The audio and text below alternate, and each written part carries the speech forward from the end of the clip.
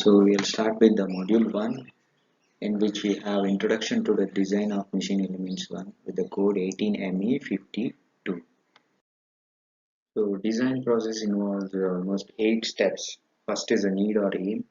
Second is synthesis of mechanisms. Third is analysis of forces.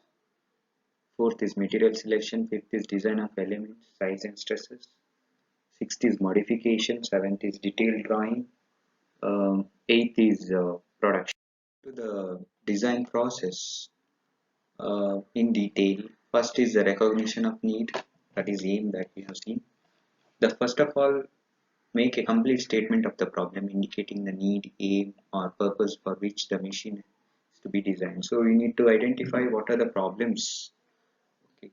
So first thing we need to recognize the need of any product. Second is synthesis, mechanisms. Select the possible mechanisms or group of mechanisms which will give the desired motion. So the first is recognition of the need, second is the synthesis of the mechanisms, third is analysis of forces. So you need to find out the forces acting on each member of the machine. So it could be a link, it could be some other parts. What are the forces acting on it and analysis of this. Energy transmitted by each member. Next, fourth one is material selection. So best material is selected for the machine member. Fifth is the design of element size and stresses. So what size you need to design based on the forces acting, and the stresses acting on the machine members have to be uh, calculated.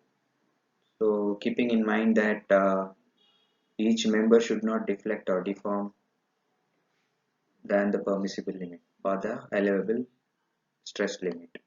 Sixth is a modification. Any changes in the size uh, based on the previous experience or judgment in order to facilitate the manufacturing processes. Sometimes what happens is the component will not fit in the machining operation. So at that time we need to resize or modify the size of the machine members, considering all the manufacturing uh, processes.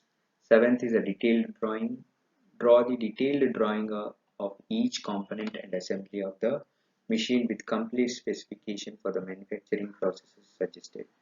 So detailed drawing should be there, which involves all the GD&Ts and all other things. So drawing should be in detail. The last one is the production. So once we can read the drawings, we can go for the production. The component as per the drawing is manufactured. What are the general considerations in machine design? We see first is type of load and stresses caused by the load. Second is the motion of the parts or kinematics of the machine. Third is the selection of materials.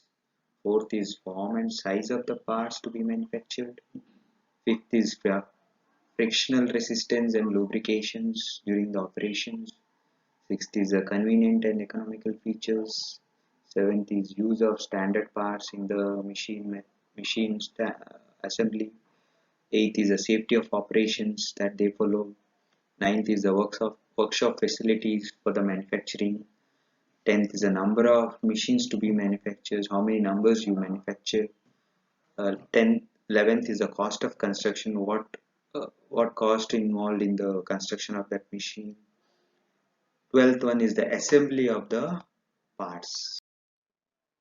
What are the basic requirement of a machine element? You can see it should have a strength, rigidity, wear resistance, minimum dimensions and weight, manufacturability, safety, conformance to the standards specified, reliability, maintainability, and minimum life cycle cost. Coming to the mechanical properties of engineering materials, we have studied all these things in mechanics of materials. Strength, it is the ability of material to resist the externally applied forces without breaking or yielding. Rigidity is or nothing but stiffness. It is the ability of a material to resist deformation under the stress. Toughness. It is a property of a material to resist fracture due to high impact loads like hammer blows. Ductility is a property of materials enabling it to be drawn into wire with the application of tensile force. Brittleness. It is a property of material opposite to the ductility. It is a property of breaking of a material with a little permanent distortion. Malleability is a special case of ductility which permits the material to be rolled or hammered into thin sheets.